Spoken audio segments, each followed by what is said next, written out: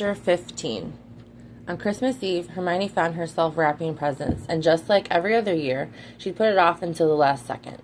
At least she had Draco's help this year. But as she watched him use an entire roll of clear tape on one gift, she wasn't sure how much help he actually was. "You make this look easy." Draco grit his teeth and held up what she thought was meant to be a present. Hermione tilted her head to the side. "Which gift is that?" "Board game?"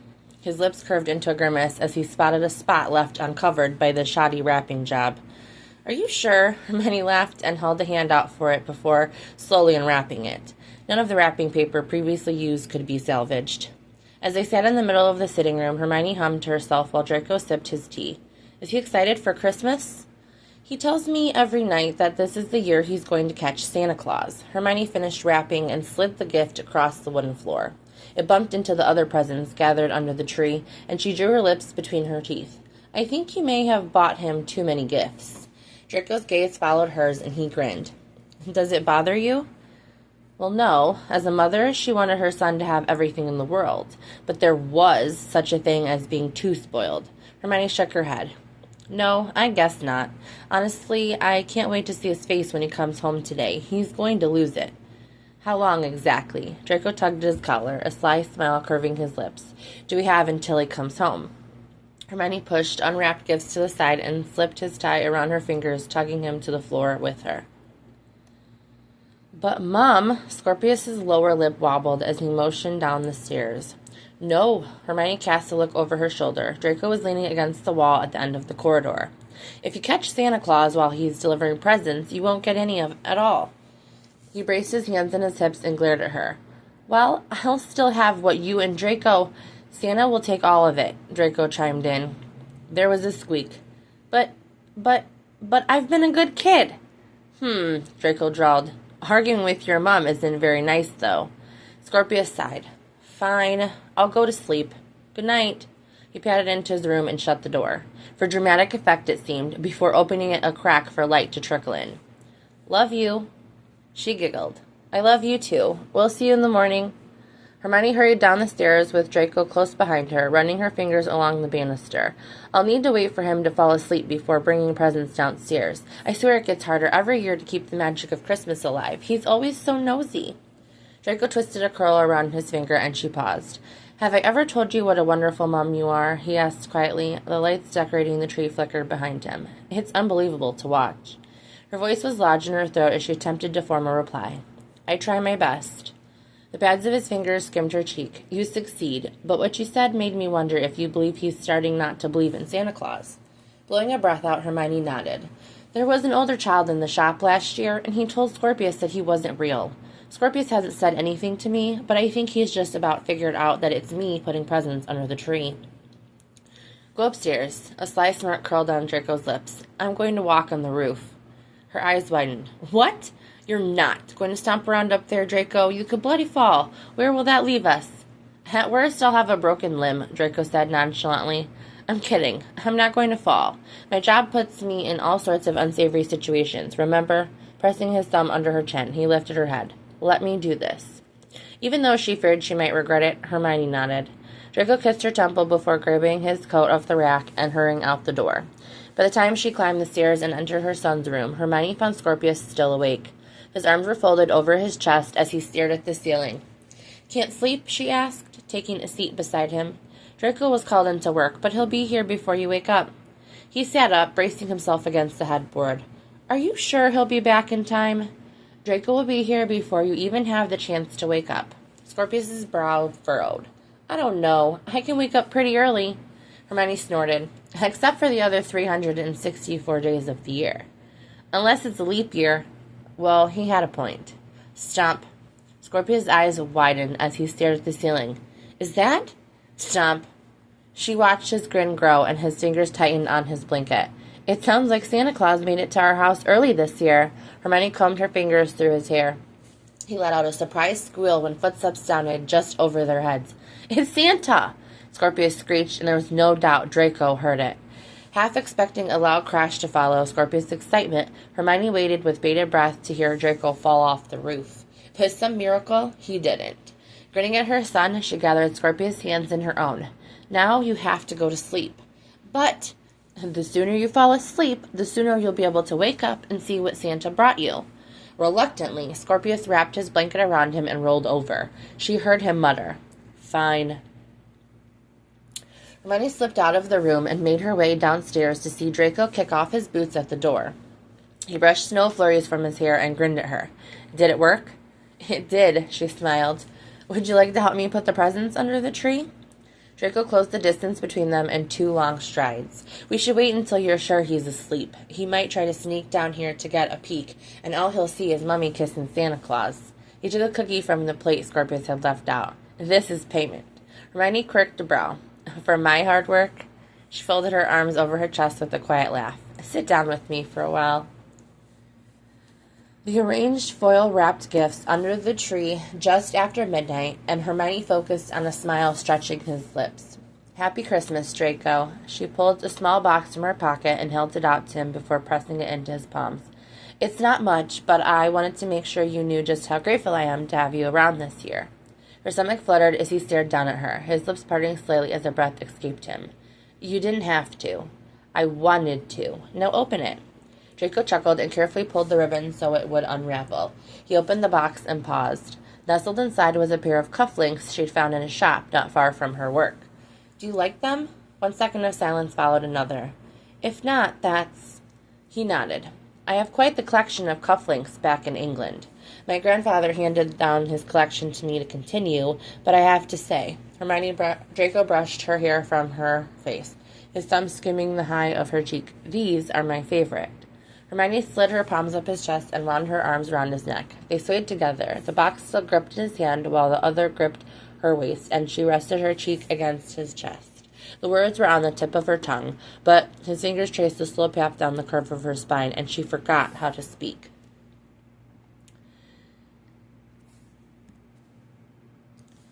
They stumbled into her bedroom, keeping their footsteps light as his mouth slanted over hers. Draco's hands gripped her waist, fingers curling around the soft swell of her hips as he picked her up. Glancing over his shoulder, Hermione watched him as he made certain no little eyes were spying on them. Hermione's fingers sank into his hair, and she wrapped her legs around his waist, tugging on the strands slightly. She caught him grinning. "We have to be quiet," Hermione whispered, cupping his jaw and tilting his head back. "I'm not the one who has difficulty being quiet, love. That's you." His fingers slipped between them, sliding to the apex of her thighs, and he slowly rubbed her clit through her joggers. A whimper slipped through her teeth. "See, there you are again. Not that I'm complaining, of course, but if we're to—" She pinched his nipple, cut him off. "Have I ever told you that you talk too much?" "Only when you're impatient that my head isn't between your pinch. Then maybe you should work on that." Her back was pressed against the door. Each bump in the wood curved against her spine. Draco pulled her away and laid her across the bed, with nimble fingers that entered her thoughts more often than she'd ever admit out loud. Draco unbuttoned his shirt slowly as his eyes raked over her, tracing each movement she made.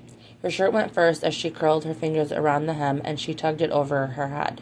Spurred on by the way his eyes darkened and his tongue darted out to slide against his lower lip, Hermione arched off the bed and pushed her joggers down her legs, exposing inch after inch of bare skin.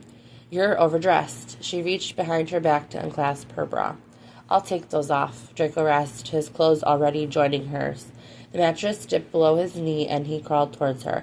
As he came to rest between her thighs, Draco slowly ran the tips of his fingers over her skin, the corner of his mouth twitching as she shuddered. Normally, she was always so impatient, but Hermione didn't urge him to hurry. Her head fell back, resting against the pillows, and low, keening sounds fell from her lips as he traced an invisible path over her skin. Nearly shaking by the time he hooked his fingers into the elastic band of her knickers, Hermione sighed in relief as he peeled them off. Draco lowered his mouth, running his tongue through her folds, and she sought out his hand with her own, lacing their fingers together. He swirled his tongue on the spot she craved his touch the most, and her back arched off the bed. "Bloody!" she hissed, her legs tensing. "Quiet!" he chuckled, and blew a hard breath over her clit. A shiver rolled down her spine. Hermione wasn't altogether certain what sound slipped from her lips as he brought her to the edge. Perhaps it was the sound of her breathy begging, "I'm so close, Draco, please." Or maybe it was non-sequential whims of nothing. It could have been whimpers that had blurred together as she fought to keep them muffled by holding her palm over her lips. Either way, She heard the sound of her pleasure cresting, and the pit of her stomach tightened. Her nails dug into the back of his hand as her back arched, and she managed a ragged breath that was only his name, over and over again. "Come here," Hermione said, her chest rising and falling into shallow breaths. She gripped his shoulders as she sat on her knees, pushing him onto his back before she straddled him. Lifting a finger to her lips, she motioned for him to be quiet. "Is this okay?" He nodded and reached to cup her ass. Draco kissed her then, possibly slower than he ever had, and Hermione felt as if her heart was going to burst. This feeling was all-encompassing. The words were on the tip of Hermione's tongue as she rocked against him. Her hands wandered over his chest, and as she met his eyes, Draco whispered something unintelligible in the crook of her neck, and she thought it sounded like everything she'd ever wanted to hear. "Wake up!" The words were punctuated by the door slamming open, and Hermione shot up. Scorpius' fingers were still curled around the doorknob, and light blonde hair was sticking out in every direction. There was a wide smile on his face that made nearly all of her irritation dissipate. Nearly. Draco stirred, dragging a pillow down over his face as he rolled over. Scorpius stared at him. His lips parted as he looked at him and then her, then back again, a silent question forming on his lips, and his brows knitted together as he attempted to put it into words. Hermione caught his attention and nodded. Just when she would have thought it was impossible, Scorpius' grin widened. "Yeah? Yes." It wasn't how she'd hoped he'd find out, but he didn't seem to mind. "Be quiet, I'm sleepin'," Draco groaned. Scorpius crawled onto the bed and jumped on top of him, digging his elbow into Draco's ribs. He coughed, sitting straight up and locking his arms around Scorpius as the boy squealed. "It's not nice to jump on people when they're sleeping," Draco growled, tickling his sides. "You can't sleep in on Christmas." Hermione leaned against the headboard, blowing out a breath as she looked at both of them. Pink dusted Draco's cheeks, and Scorpius sported a nearly identical flush. They looked so much alike it made her heart clench. "Scorpius, why don't you head downstairs? We'll be right there." He looked like he didn't believe her, but slid off the side of the bed and padded out of the room anyway. As he reached the doorway, he turned to face them with a determined furrow to his brows. "You've got 2 minutes." Draco snorted. He's not wasting any time, is he? His hand found hers, and Draco ran his thumb over her knuckles. "What is it?" Knowing they probably only had a minute before her son stormed back into the room, he was so bloody impatient. Hermione didn't hesitate as her stomach tied itself into knots. "He found us sleeping in bed together. It all feels so much more real now. He's always been a clever little boy, so I have no doubt he'd already put the pieces together. But..." His fingers skimmed her face. "Does it still scare you?" Nodding, Hermione leaned into the hand that cupped her face. "Of course it does. But everything is a little less turbulent with you around." A slow, barely there smile curved his lips. Draco traced her lower lip gently as he murmured, "Happy Christmas, Granger." By the time Hermione and Draco reached the bottom of the stairs, they found Scorpius waiting for them, rocking back on the balls of his feet with a curious look on his face. Hermione arched her brow as he followed her into the kitchen, while Draco moved towards the sofa. "Mum?" She pulled 2 mugs from the cupboard, the ceramic sounding off as they knocked against the other. "Yes?" "Can Draco be my dad?" The mug that Scorpius had painted for her months ago nearly slipped out of her fingers. Turning to face him, Hermione found his eyes wide open, twinkling with that childlike hope she never wanted him to lose. Her stomach shifted, tendrils of anxiety and panic lacing together, but this time she didn't push the subject away out of fear. Crouching down, Hermione held each of his shoulders. "I think you'll have to ask him, but I'd bet he'll say yes." In fact, she already knew he would. Hermione suspected that, on some level, Scorpius did as well. She smirked as she watched her son rush into the sitting room and grab a present, ready to rip it open. This Christmas was unlike any other they had shared together, and it wasn't only due to Draco's presence. Hermione could remember Scorpius' first Christmas. He'd been 11 months old, and he didn't fully understand the concept of wrapping paper, but he pawed at it anyway. She finally recalled cradling him in her arms and resting him on her hip every night while pointing to the baubles on the tree. He'd always reached for the lights, the tinsel, and she still had the photos of him wrapped up in the silvery strands. Clara had taken a picture of the 2 of them, she and Scorpius, with the decorations draped over her head while Scorpius reached for them. The memory caused her to pause. She'd been too swept up in being careful in the beginning to soak up every second, which wasn't to say she didn't feel the same way now. She'd been afraid that someone would hurt her or hurt him for simply existing. and the fear had never truly gone away. But something had shifted. Hermione lingered in the doorway after putting the kettle on. Scorpius shook his present, putting his ear to the side of it in an effort to guess what it was. Draco laughed, raising a hand to hide his grin, and Scorpius aimed to earn that laugh again. I want to remember everything just like this, she thought. The cushion dipped as she sat next to Draco, sliding closer and tucking her legs beneath her. Scorpius took one look at her and ripped the wrapping paper to shreds. Draco's chest shook when he laughed. God, he's not even stopping to look at them all. Hermione rolled her eyes. What did you expect him to do when you bought so many presents? Honestly, Draco, you nearly covered my entire floor in them. I did not. There's an empty spot over there. Indeed, there was one single spot beneath the large windows that was empty. You're ridiculous. Blowing out an amused breath, it was impossible to feign irritation. He threaded their fingers together and pressed a kiss to her forehead. Shit, should I not have done that? His worry was endearing. I would be offended if you told me you wished you hadn't, she smiled. I should probably tell you that. Hermione began just as Draco pointed to a large, terribly wrapped gift below the twinkling tree. Is that for me? He nodded. What did you want to tell me? Hermione carefully stepped over the various toys that now littered the floor and shook her head. You'll find out soon. Had he not interrupted her, she would have told him that Scorpius had asked, but now that she had a moment to think, Hermione knew he should hear it straight from Scorpius. Mum, Scorpius huffed, you've got to rip it open, like this. The last word was punctuated by a wrapping paper tearing. She laughed. I don't want to make a mess. Oh, thank you. It was a set of floating bookshelves she mentioned weeks ago, and there was a full bookcase wrapped below them. They're lovely. I'll be happy once they're up, so I'm not constantly tripping over books. But Mummy keeps all her books in her room, Scorpius said, glancing up for only a moment, and horror claimed Draco's features. Giggling, Hermione reclaimed her spot on the couch.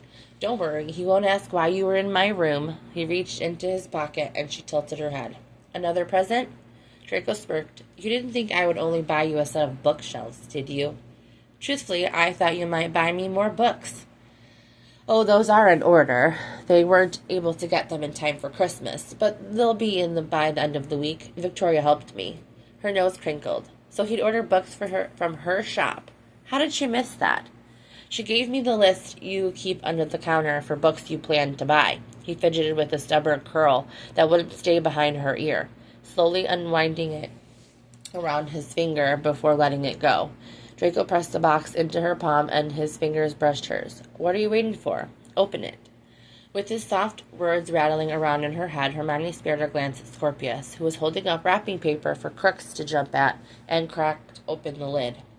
Nestled in the velvet fabric was a delicate chain, and in the middle, Hermione found a pendant. Balancing the box on her knee, Hermione carefully held up the necklace, discovering that the pendant was actually a locket. This is gorgeous. Draco twisted his finger, coaxing her to turn it in her seat.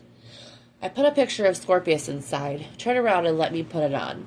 His fingers brushed the nape of her neck as he closed the clasp. It was a long chain, and the locket fell to her chest. Hermione opened it, sliding her nail gently between the small gap.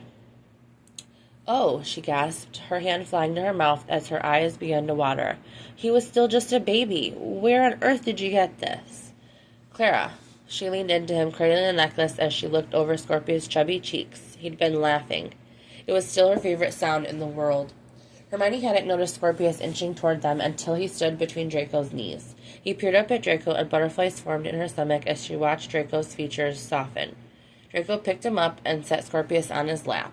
Crooks quickly joined them, deftly hopping onto the armchair. Did you get everything you wanted for Christmas? Almost. Scorpius stared at his hand and bit his lower lip. Can I call you Dad? A strangled sound came from Draco's throat. His eyes shot to hers, riddled with questions and blanketed by surprise. She nodded. Draco's arms locked around Scorpius as he pulled him into a tight hug. Of course you can. He glanced at Hermione over Scorpius' head, a soft smile curving his lips. Hermione rubbed her.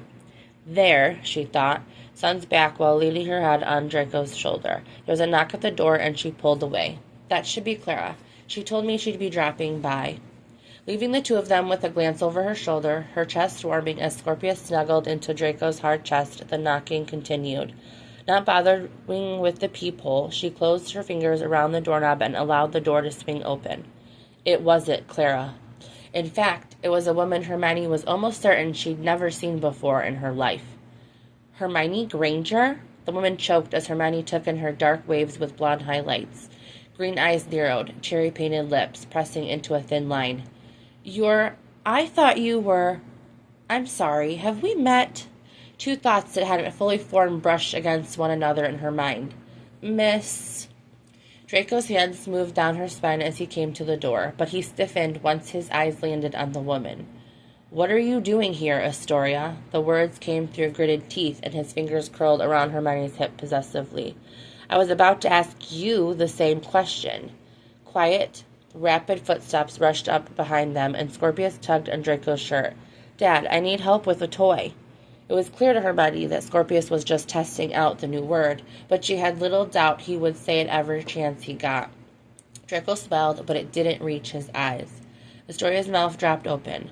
Are you bloody serious, Draco? Her false demeanor of politeness melted away as she poked a nail into his chest. Hermione pushed her hand away, frowning. Do the two of you know each other? Perfect red lips twitched, and Astoria smiled cruelly. We are engaged. Or we were. The door slammed shut, and she could barely hear the echo of high heels descending the stairs over the pounding of her pulse and her eardrums. Engaged. He left England for a reason, Hermione. Engaged. He was engaged. She turned to Draco, finding him deathly pale. Scorpius, I want you to go to your room. Don't come out. Take some toys, and I'll be up in a few minutes. Miraculously, her voice remained even. But, Mom, I want to play with Dad. Hermione shook her head. Later, Scorpius. Please go upstairs. Glancing between the two adults, Scorpius slunk away. Hermione watched Crooks follow him up the stairs. Is she lying? It was a whisper, hardly a breath that she could force herself to take. He swallowed, his throat bobbing with emotion. It's not what it sounds like, Hermione. I didn't ask you what it sounded like. If you recall, I heard it myself. I asked you if it is true. Another gulp. His fingers flexed and his hands curled into fists. Hermione, The floor swayed below her as her legs threatened to collapse. Get out. Hermione, please let me explain. It's not what I think. Why is that what liars always say? She folded her arms over her chest. I don't want to look at you. I can't even stand the thought of you right now. Hermione wiped her eyes with her palms and a choked sob escaped her. I have to go upstairs and explain to Scorpius that you were called away because I have no intention of telling him that the person he wanted to call his father is a fucking liar. Draco reached for her and his fingers barely brushed her shoulder. You weren't supposed to find out this way. Was I meant to find out at all? He sighed. Won't you let me explain? I think you gave up that chance when your fiancée delivered the blow herself, she snapped. Please go. He wanted to kiss her. She saw it etched into his face just beside the regret, though she wasn't sure if the regret was only due to being caught. I'm so sorry, Draco whispered just before the door opened and closed behind him. Left in the quiet entryway, Hermione reached for the necklace, running her thumb across it. She murmured, Me too.